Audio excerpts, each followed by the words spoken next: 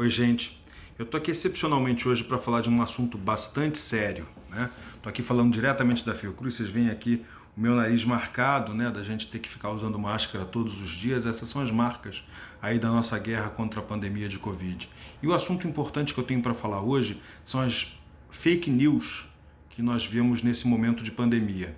E as fake news nesse momento de pandemia, elas são graves porque elas podem fazer com que você tome atitudes baseadas em notícias falsas que levem risco à sua segurança e principalmente risco à segurança de outras pessoas, né?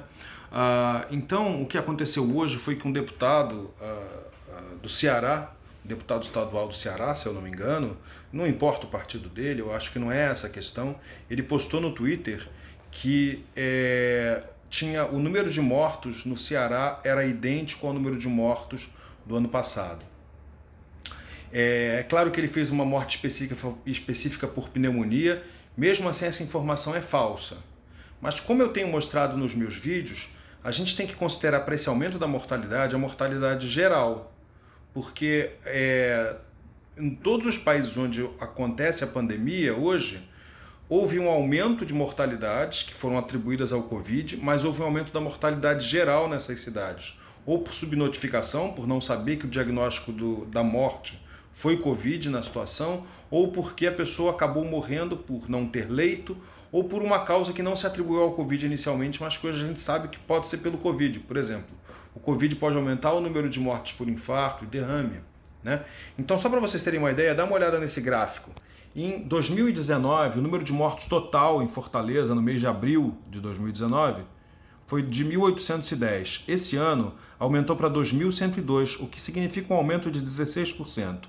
Em São Paulo, 6.940 contra 9.311 em abril agora de 2020. Isso significa um aumento de 34%, que é parecido com o do Rio de Janeiro, 5.273 contra 6.860, o que significa um aumento na mortalidade de 30%. E a situação mais grave de todas em Manaus, onde em 2019 nós tínhamos um número de casos de 1.025, um número de mortos total de 1.025, e esse ano, no mesmo mês, um número total de mortos de 2.604, o que significa um aumento de 154% na mortalidade do mês. Em todas as cidades onde a gente está vendo a pandemia do Covid acontecendo, principalmente nas cidades que têm sido foco de maior número de casos aqui no Brasil, a gente vê um aumento de mortalidade semelhante. Então, eu não sei qual o interesse de uma pessoa compartilhar fake news.